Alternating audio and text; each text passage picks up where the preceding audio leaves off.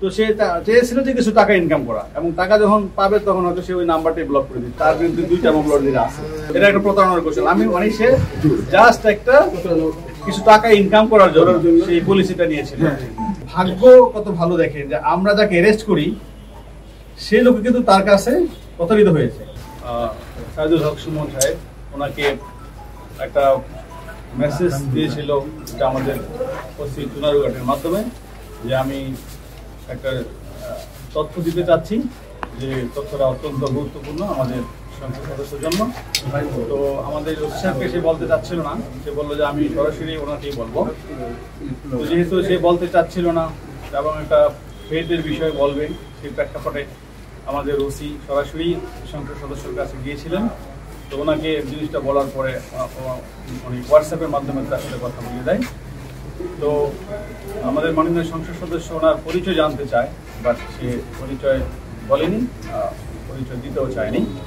তো আমরা যেটা ইনভেস্টিগেশনের প্রাথমিক ইনভেস্টিগেশনে যেটা পেয়েছি, গেমলার অনলাইন গেমলার ছিল এবং গেম খেলে, প্লাস সে হলো বিদেশে টাকা পাঠানো, বিদেশে লোক পাঠানো নামে প্রতারণা করে টাকা আদায় করে মানুষের কাছ থেকে, লোক পাঠাতে পারে না। এবং সে কিন্তু ব্যক্তিগত জীবনে 2 বিয়ে করেছে। তো সে তো দেখতে পাচ্ছে যে বিভিন্ন মিডিয়াতে বা বিভিন্ন সময় তার বিভিন্ন থ্রেটের কথা সে জানতে পেরেছে। সে মনে করতে ছিল যে আমিও হয়তো এরকম একটি কাজ করলে কিছু টাকা পয়সা ইনকাম করতে পারবো। তো সেই প্রেক্ষাপটেই সে বলতে চেয়েছিল যে আমার কাছে একটা ক্লিন স্কোয়াডের নাম আছে যেটা আমাদের মাননীয় সংসদ সদস্যকে হত্যা করতে চায়। তো সেই প্রেক্ষাপটেই কিন্তু সে এইটা নাটক সাজিয়েছিল এবং সেটা আমাদের কাছে স্বীকারও করেছে। তো সে যেটা চেয়েছিল, যে মনে করেছিল যে আমাদের মাননীয় সংসদ সদস্য ওকে বলবে যে ঠিক আছে তুমি আমাকে নামগুলো বলো, আমি তোমাকে কিছু পে করবে।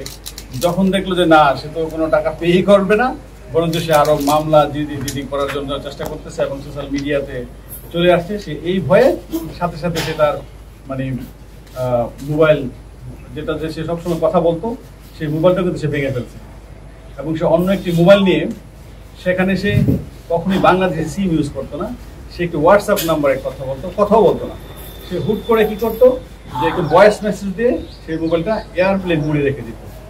তো তাকে আমরা যখনই আমাদের ওসি মাননীয় সংসদ সদস্যকে তথ্যটি দিয়েছিল, সে কিন্তু সাথে সাথে জিডি করেছিল, এবং আমরা সেই জিডির প্রেক্ষাপটে কিন্তু ওই দিন রাতেই আমরা তার যে ফ্রেন্ড ছিল তাকে অ্যারেস্ট করে ফেলি।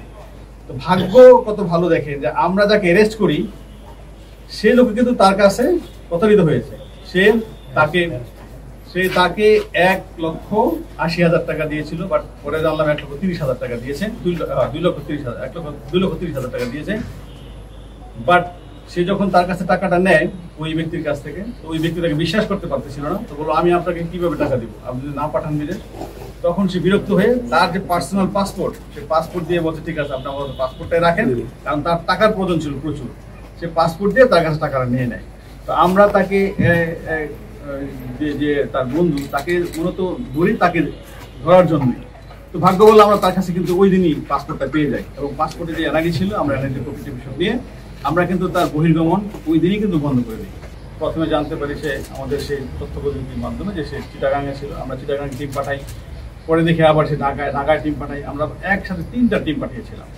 তো সে এতই চালাক যে সে একবার হোয়াটসঅ্যাপে ভয়েস দেওয়ার পরে আর তাকে মোবাইল পড়বে না, এক এক সময় তাকে এক এক জায়গায় দেখি।